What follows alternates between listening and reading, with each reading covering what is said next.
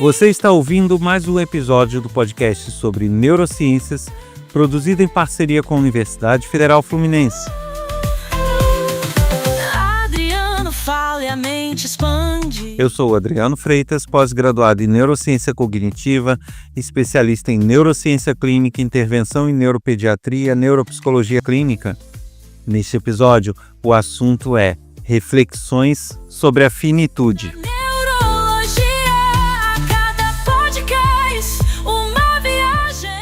Quer colaborar enviando dúvidas, críticas, elogios, sugestões?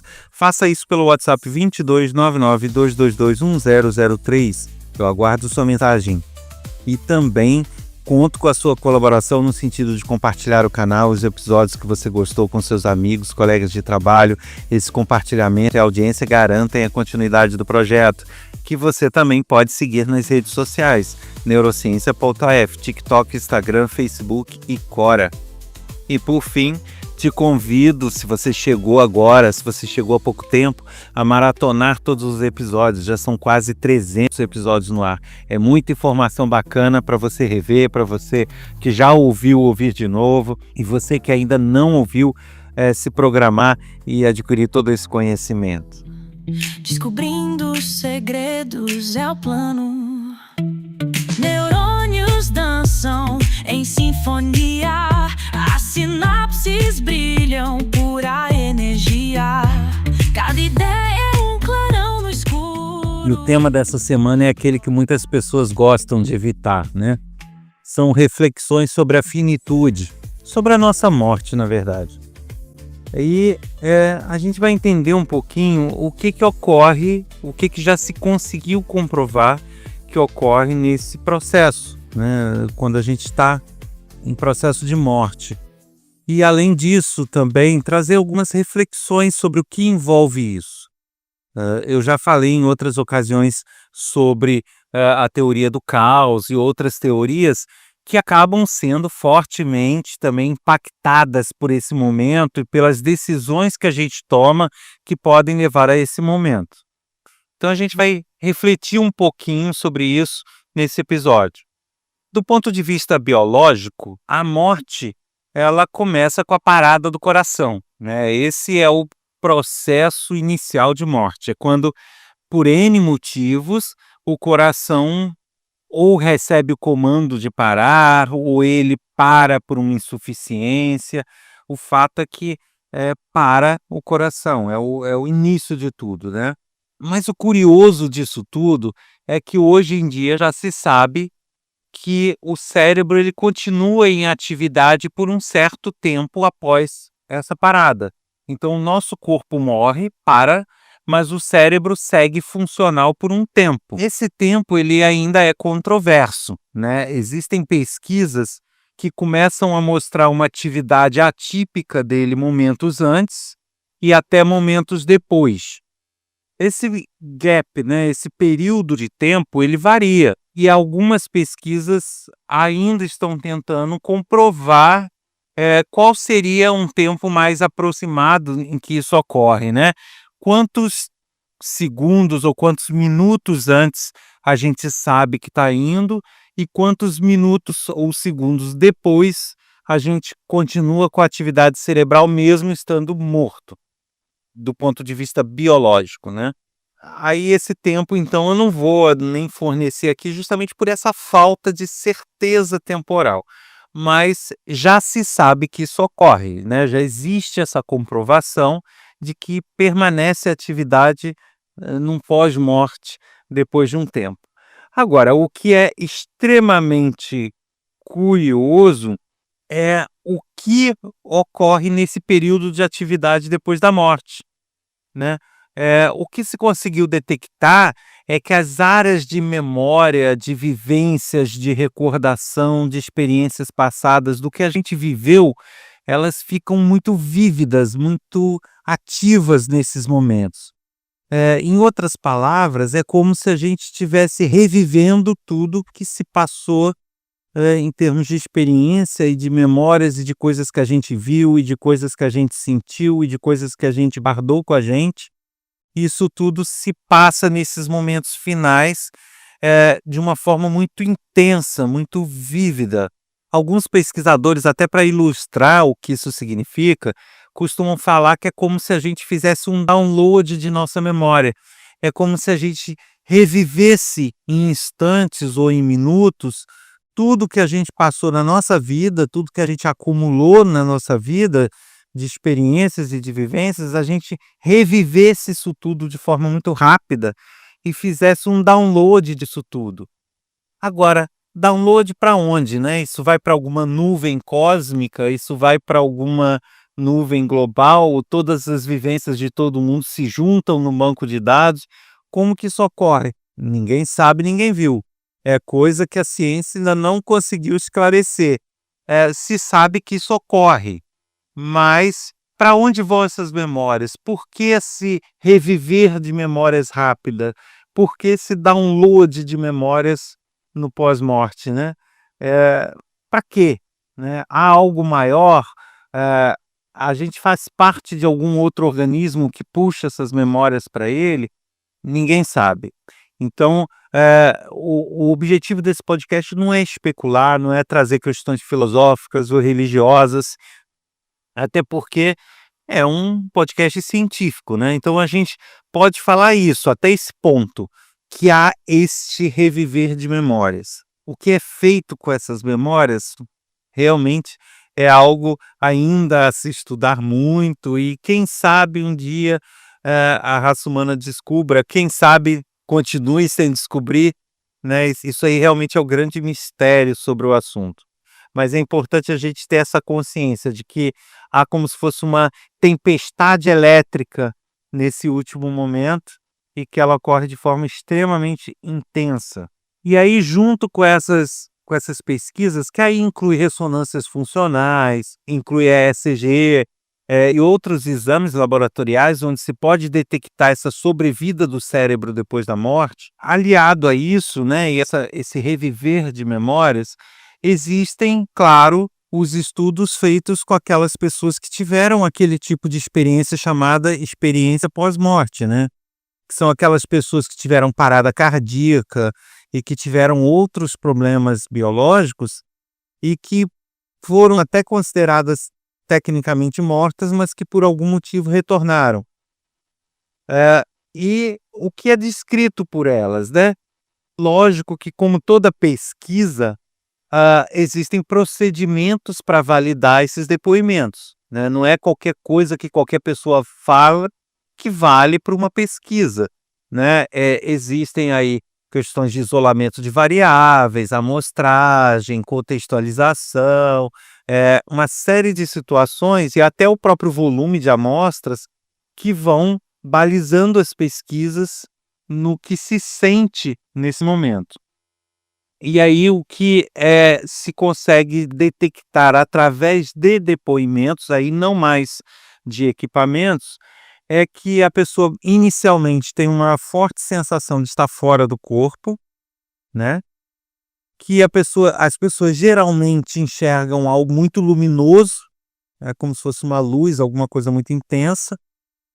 Ao mesmo tempo, possui uma sensação de paz absoluta, né, uma sensação de tranquilidade, de paz, de calmaria, uma coisa como elas nunca sentiram antes, e todas elas relatam o que os exames mostram, que é essa revisão da vida toda, né, que esse reviver de experiências que foram detectadas na ECG e na ressonância funcional são relatadas pelas pessoas também, né? Ou seja, um ponto comum em todo tipo de pesquisa é justamente esse download de memórias que é feito momentos antes e momentos depois da morte. Do ponto de vista neurocientífico, essas experiências elas têm várias combinações de fatores que desencadeiam esse tipo de situação, né?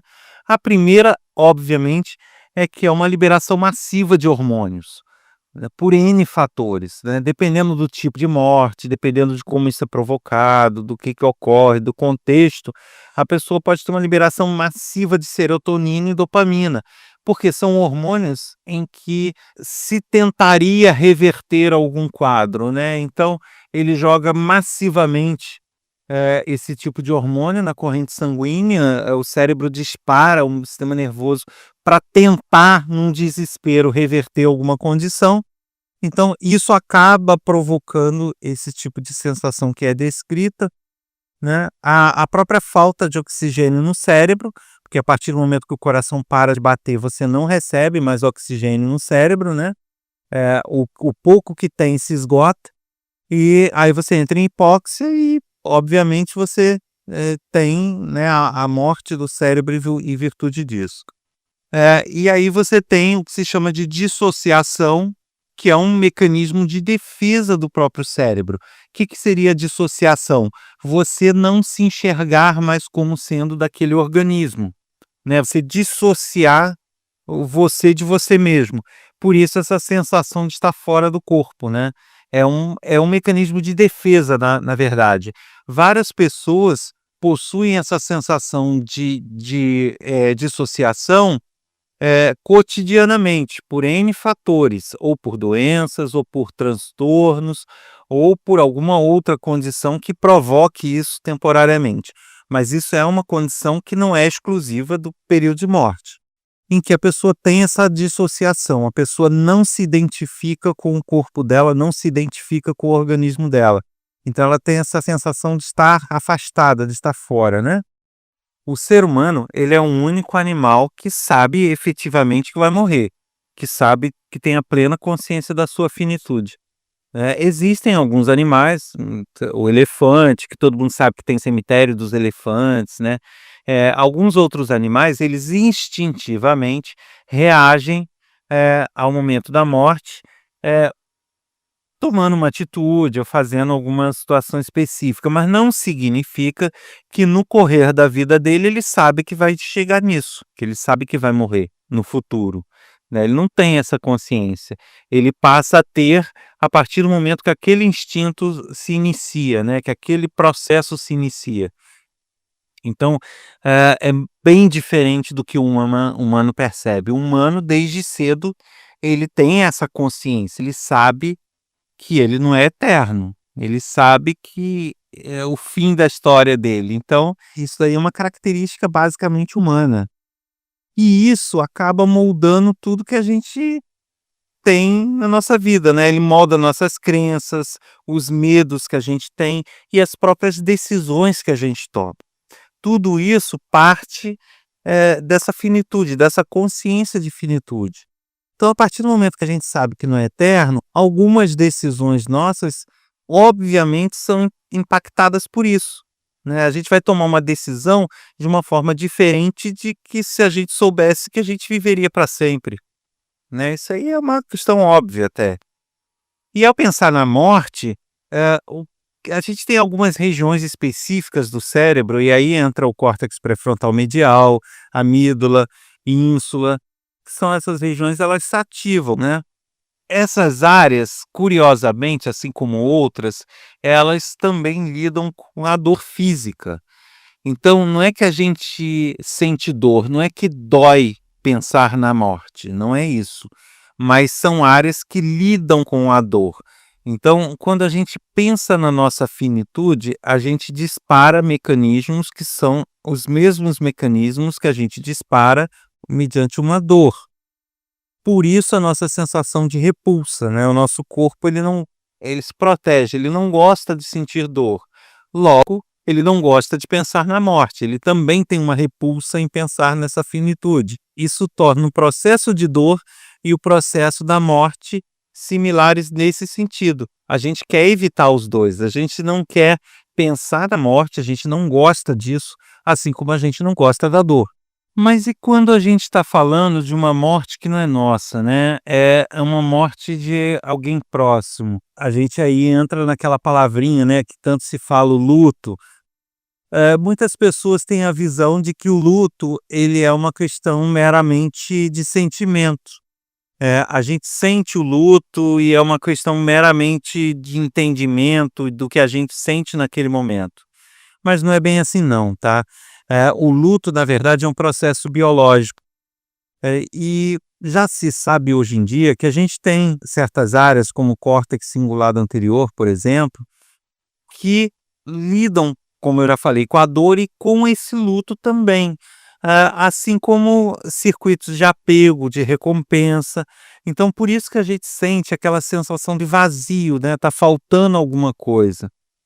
Alguém que convivia com a gente, alguém que a gente gosta, de repente não está mais com a gente, dá aquela sensação de que faltou, que tá vazio, que perdeu a graça, né. Essa sensação é justamente por isso, por essas áreas de apego estarem estimuladas e perderem o referencial do apego delas. Então elas tinham um referencial de apego, essas áreas trabalhavam com esse referencial e de repente esse referencial deixa de existir. Então ela se apega a quê? Ela não ela perde por alguns instantes ou por alguns dias ou por alguns meses, depende, esse referencial de apego. E por isso essa sensação ruim de falta, de vazio, de não saber o que fazer, de não saber em que se apegar, né, é justamente por isso, porque o vínculo de apego que se tinha é rompido biologicamente, até por uma questão realmente de autopreservação, né. Você não pode se autopreservar tendo apego por algo que não existe. Então o cérebro ele grotescamente ele rompe esse apego. Pá! E aí te faz perder o chão por aqueles momentos e buscar algo a que se apegar de novo para poder seguir, né, para poder se preservar. Porque você ficar com apego a algo que não existe o resto da vida, não vai te proteger, pelo contrário, vai te causar danos, né, na sua vida. Você vai deixar de tomar certas atitudes, você vai deixar de fazer certas coisas, porque você vai ficar ainda apoiado em algo que não existe mais. Então é uma questão até de instinto de preservação, o cérebro romper isso, né. Então biologicamente ele rompe ele modifica esse sistema de apego para que você busque apego em outra coisa, tá. É essa a intenção. Cada pessoa é uma pessoa, cada estrutura reage de uma forma, né. Eu sempre falo isso aqui, a gente não pode generalizar e dizer que todo mundo vai ser igual. Em algumas pessoas esses estados de luto, né, dessa perda de chão, onde se busca se reequilibrar, ele pode ser prolongado demais, né, ele pode ser lento.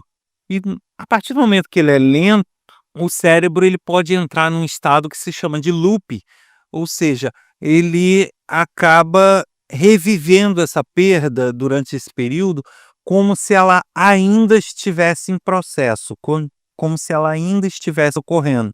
Então, para algumas pessoas, esse rompimento é brusco, e aí a pessoa perde o chão e vai ver o que fazer. Ok, é um sacode na pessoa. Em outras pessoas, isso se prolonga, e aí o cérebro entrando em loop, é como se este período prolongado ainda estivesse em andamento a perda.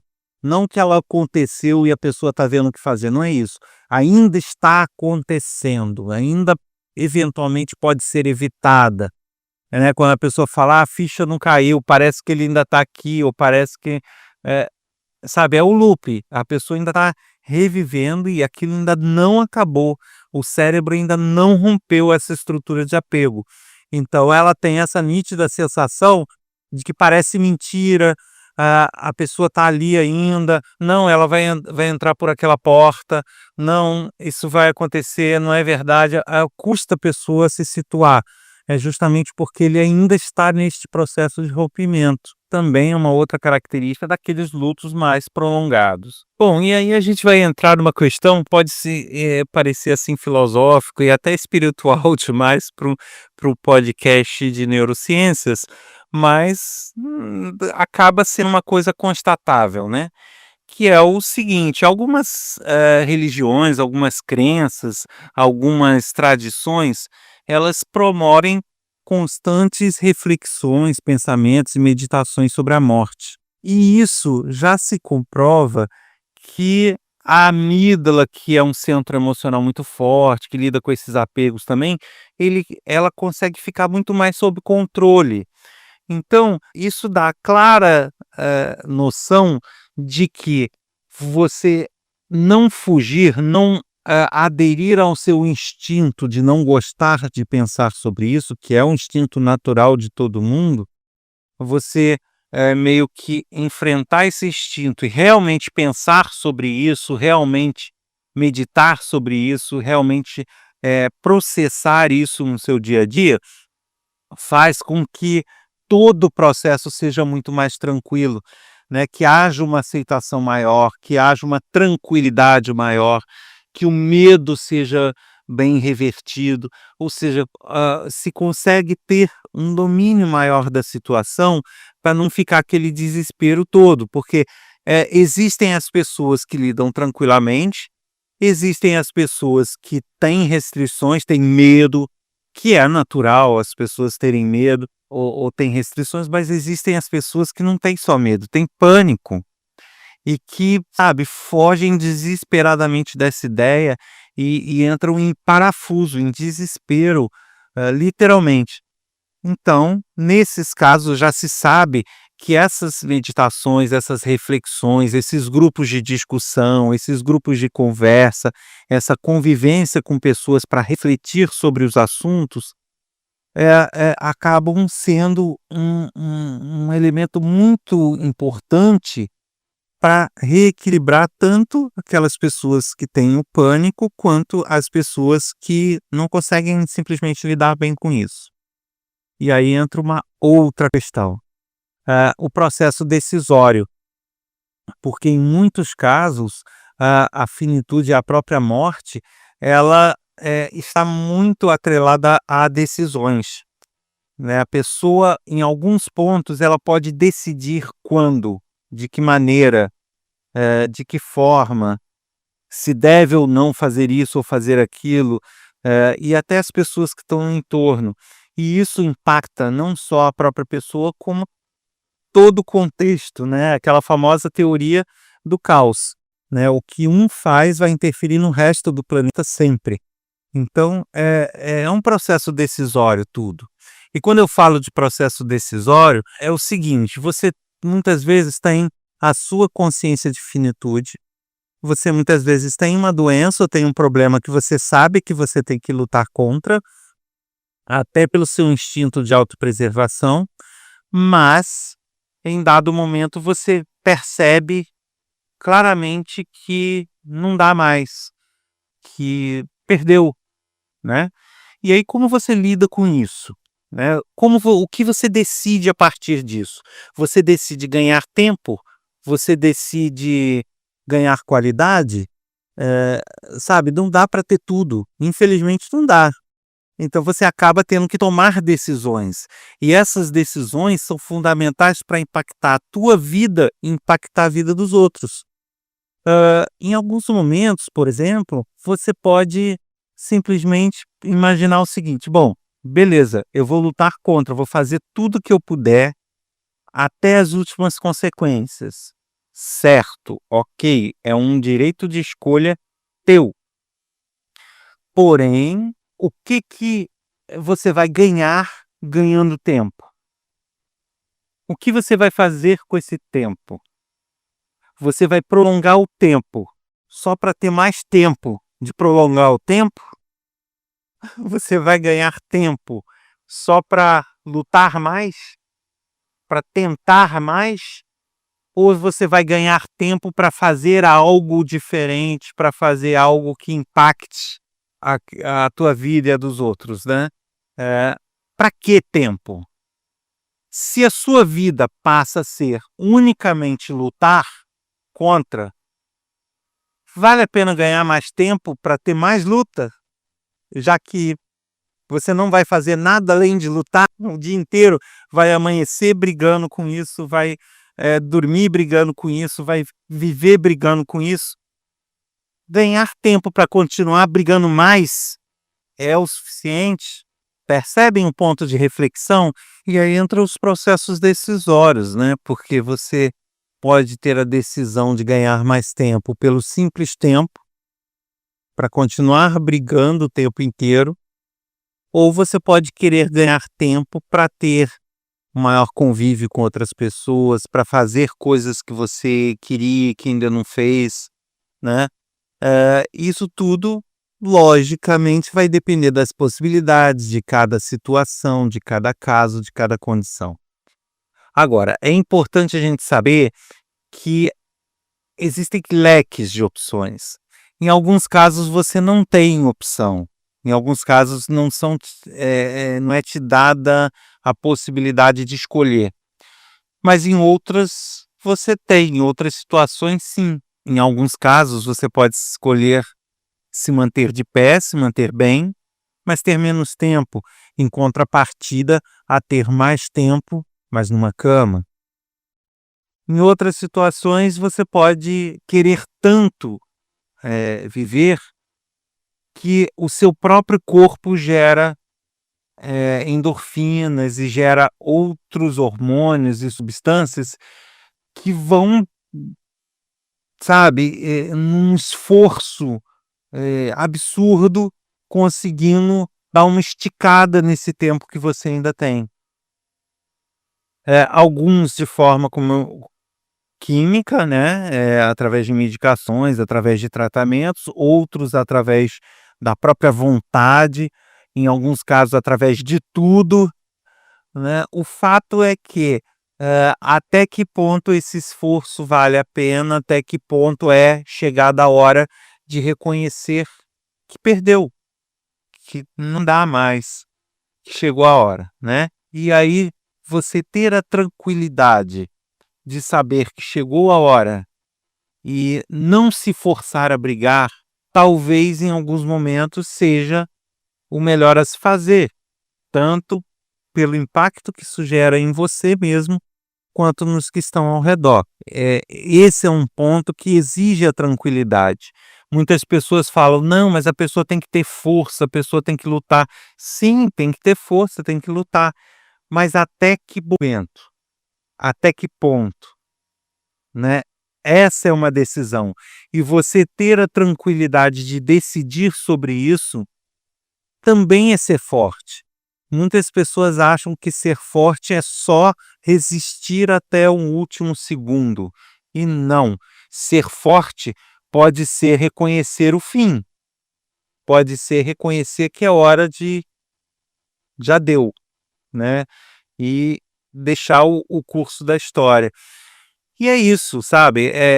A reflexão sobre essa finitude é incômoda, é repulsiva para a maioria das pessoas, como eu já falei, é uma questão instintiva e biológica do ser humano, mas é algo que se torna necessário a partir do momento que a pessoa fica mais preparada e mais tranquila para esse momento do qual ela não vai ter como fugir. De alguma forma ou de outra, ela não vai ter como fugir. Então, que ela ao menos se prepare para esse momento, né? Que ela não encare esse momento de uma forma muito estressante, de uma forma com picos de estresse, picos de angústia, picos de, sabe, todas as sensações ruins que possam ter. É um fim muito dramático, você ter um fim com tudo de ruim que você pode sentir, né? Talvez seja um fim mais agradável você ter um fim suave, tranquilo, leve, da forma que você gostaria. Então essa é uma reflexão que eu quis trazer nesse episódio, né? Porque a gente tem as questões biológicas, a gente sabe muito pouco ainda sobre o processo, a gente sabe que tudo que a gente viveu vai passar na frente dos nossos olhos nesse momento, a gente já tem essa certeza desse download de memórias, mas e aí? Quando que é o momento de iniciar o download, né? É o que a gente tem que pensar, o que a gente tem que refletir, até que ponto vale a pena prolongar meramente pelo prolongar e não para que realmente esse tempo a mais se reverta em algo que possa ser valoroso para cada um. A mente é um labirinto sem fim. Em ondas cerebrais eu mergulho assim. Adriano Freitas no comando. Você ouviu mais um episódio do podcast sobre neurociências, produzido em parceria com a Universidade Federal Fluminense. Eu sou o Adriano Freitas, pós-graduado em Neurociência Cognitiva, especialista em Neurociência Clínica, Neuropsicologia Clínica, Intervenção em Neuropediatria. Quer escrever para a gente com dúvidas, críticas, elogios, sugestões? Envie uma mensagem para o WhatsApp 2299-222-1003. Aguardo sua mensagem e te aguardo aqui no próximo episódio. Até lá!